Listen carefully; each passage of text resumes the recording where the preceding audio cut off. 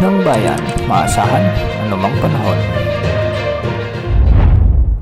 Magandang oras po sa ating lahat. Narito na ang pinakahuling update sa magiging lagay ng ating panahon sa susunod na 24 oras. Sa kasalukuyan ay umiiral pa rin ang Intertropical Convergence Zone at nakakaapekto ito ngayon sa malaking bahagi ng Mindanao. Samantalang easterlies ang nakakaapekto sa Metro Manila at nalalabing bahagi ng bansa.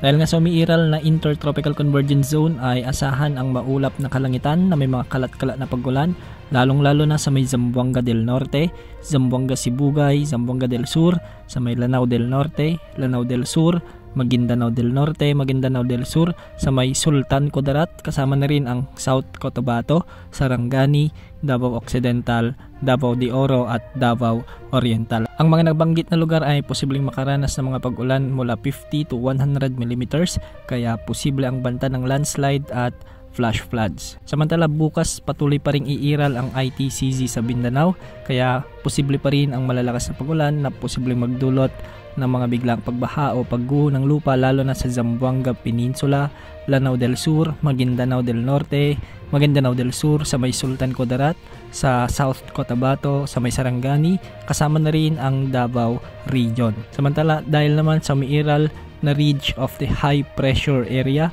ito yung mainit at tuyong hangin, kabaliktaran nito ng low pressure area, nagiging bagyang maulap hanggang sa maulap ang mga kalangitan sa may Batanes at Babuyan Islands. Sa Metro Manila at nalalabing bahagi ng bansa ay easterlies naman ang umiiral na weather system, kaya malinsangan ang panahon, ngunit bagyang maulap hanggang sa maulap ang kalangitan na may mga isolated rain showers and thunderstorms sa maraming lugar.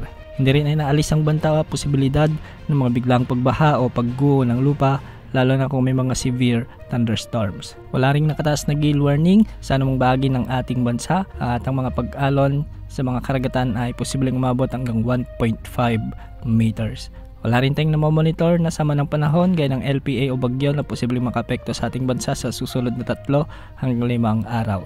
Yan ang update sa lagay ng panahon. Ito po ang weather update ng bayan, maasahan anumang panahon.